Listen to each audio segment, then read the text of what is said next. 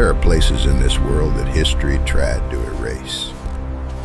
Not because they were unimportant, but because remembering them is too difficult.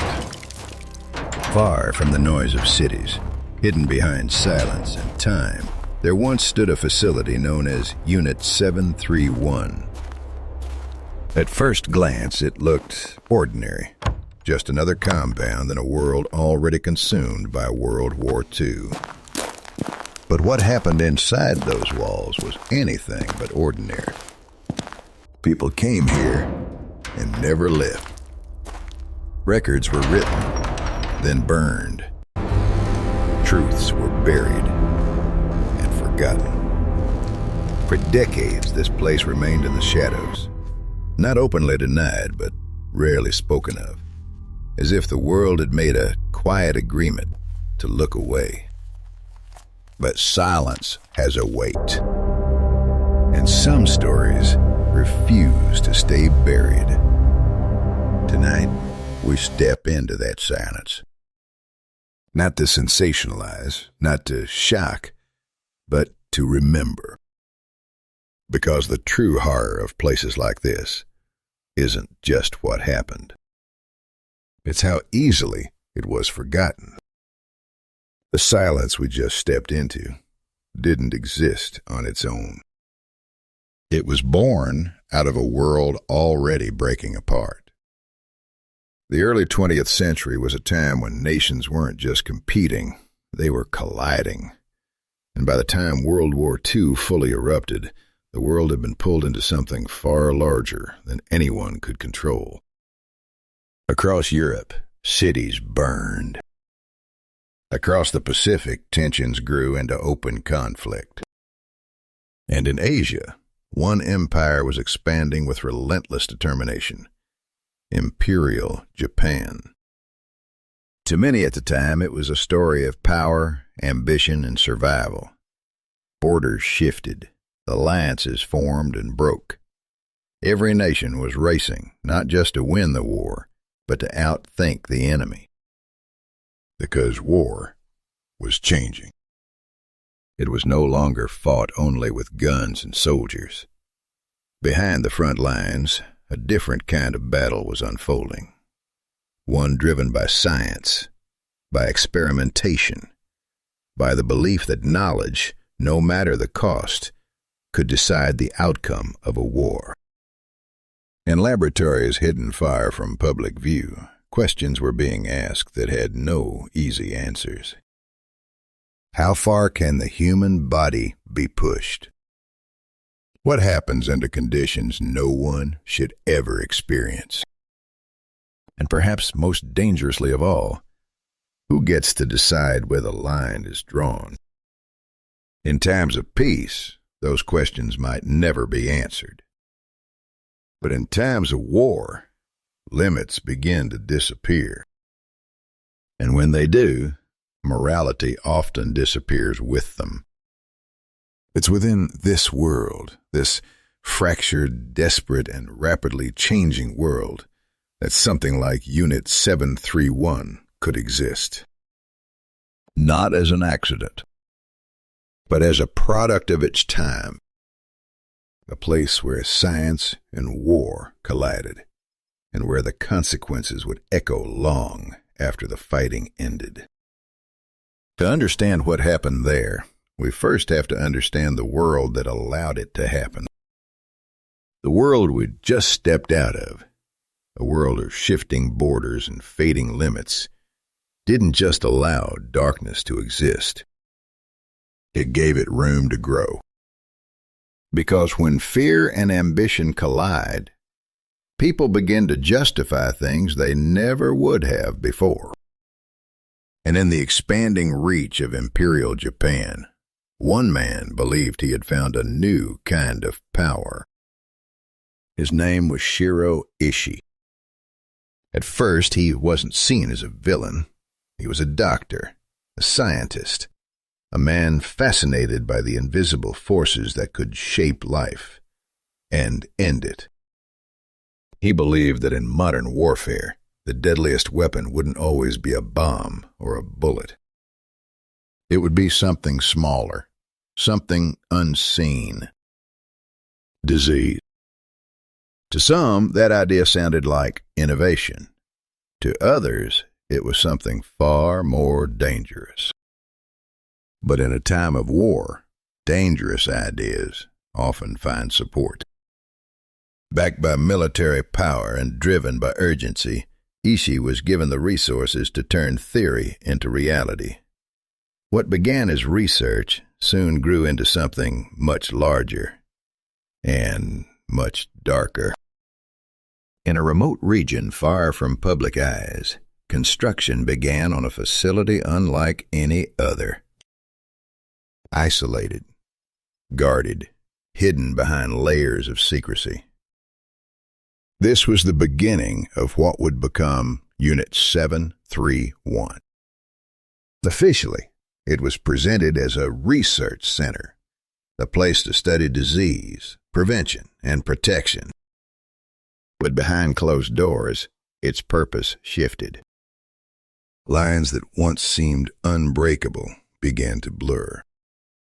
Experiments were no longer limited to theory or laboratory animals. The pursuit of answers became more urgent, more aggressive, and more detached from humanity. The people working there weren't all the same. Some believed they were serving their country. Others may have questioned what they were part of. And some never questioned it at all. That's how places like this are built. Not overnight, but piece by piece. Decision by decision, until one day the unimaginable becomes routine, and the line between science and cruelty disappears completely. Unit 731 didn't begin as a place of horror. It became one. And once it did, it was hidden behind walls that few would ever see, and even fewer would ever speak about. By the time Unit 731 was fully operational, it no longer resembled a place of research. It had become something else entirely. From the outside, it remained quiet, isolated, almost invisible against the vast landscape around it. But inside, there was a different kind of silence. Not the silence of peace. The silence of control.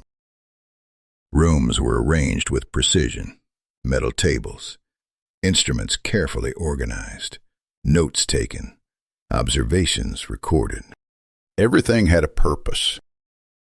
Everything, except the people brought there. They were no longer seen as individuals. Not as names, not as stories, but as subjects. And in that shift from person to subject, something fundamental was lost. The work inside these walls followed a logic that, in another setting, might have been called scientific. Questions were asked, variables tested, results observed. But here, the cost of those answers was never questioned. Conditions were created that pushed the limits of what a human body could endure. Environments designed not for healing, but for measurement. Cold, pressure, exposure, time. Each one carefully controlled.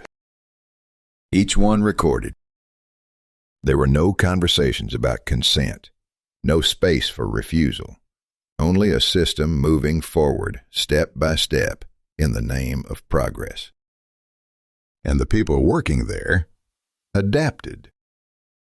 That may be the most unsettling part, because nothing about this happened all at once. It became normal. Day by day, routine replaced hesitation. Procedure replaced doubt.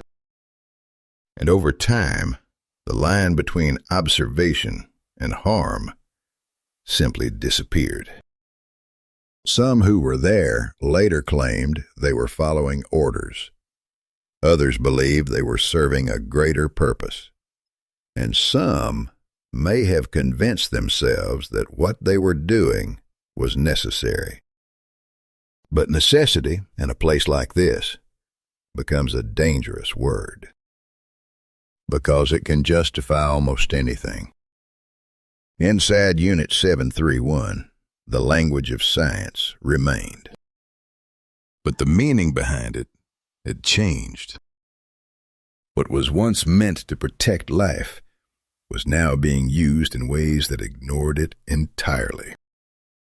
And perhaps that is what makes this place so difficult to understand. Not just the actions themselves, but how easily those actions were carried out within a system that kept moving forward. Quietly, efficiently, almost as if nothing was wrong. By the time the world began to realize what had happened inside places like Unit 731, the war itself was already coming to an end. The chaos that had once fueled it was collapsing. In 1945, World War II finally drew to a close. Cities lay in ruins. Millions of lives had been lost. And across continents, nations were trying to make sense of what had just happened.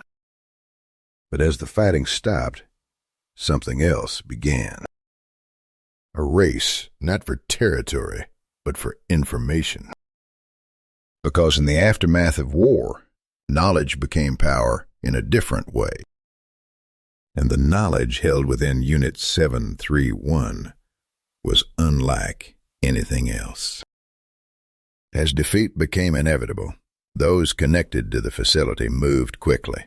Documents were destroyed, evidence burned, structures dismantled or abandoned. It wasn't a chaotic collapse. It was deliberate, calculated, as if the goal wasn't just to end operations, but to erase them. And in many ways, it worked. For years after the war, very little was said publicly about what had taken place there. There were no immediate, widely known trials, no global moment of reckoning like the one seen elsewhere. Instead, there was silence. A silence that felt almost intentional. Some individuals tied to the program avoided prosecution. Others disappeared into ordinary lives. And much of what had been done remained buried in classified records and fragmented testimonies. For the outside world, it was as if Unit 731 had simply faded away with the war itself. But silence doesn't erase truth. It only delays it. Over time, small pieces began to surface. Stories from survivors, documents recovered, questions that refused to stay unanswered. And with each piece, the picture became clearer. Not all at once, but enough to reveal something unsettling. That one of the darkest chapters of the war didn't end with a trial or a confession. It ended quietly, hidden behind the same walls that once kept its secrets safe. The silence that followed the war wasn't just the absence of sound. It was the absence of answers. As the world slowly began to recover from World War II, there was an expectation, almost a need, for justice. Trials were held. Names were exposed. Entire systems were forced into the light. But when it came to Unit 731, things unfolded differently. There was no single moment when the full truth was laid out for the world to see. No defining trial that brought everything into focus. Instead, what emerged was fragmented, incomplete, quiet. Behind the scenes, decisions were being made. decisions shaped not only by morality, but by politics and by opportunity. Because the information gathered inside Unit 731, as disturbing as it was, held a kind of value. Data, observations, results that in another context might have taken years to replicate. And in the early days of a new global tension, the beginning of what would become the Cold War, that kind of knowledge was not easily ignored. Some of the individuals connected to Unit 731 were granted immunity, not because their actions were unknown, but because what they knew was considered useful. In exchange for their research, they were allowed to walk away, to return to ordinary lives, to continue their careers. For many, that reality is difficult to accept. That justice, which seems so certain in other parts of the world, could become negotiable. That accountability could be delayed, or in some cases, never fully realized. That history is rarely as clean as we expect it to be. It doesn't always draw clear lines between right and wrong, consequence and escape. Instead, it leaves us with questions. Questions about what justice really means. About whether knowledge gained through suffering can ever be separated from the way it was obtained.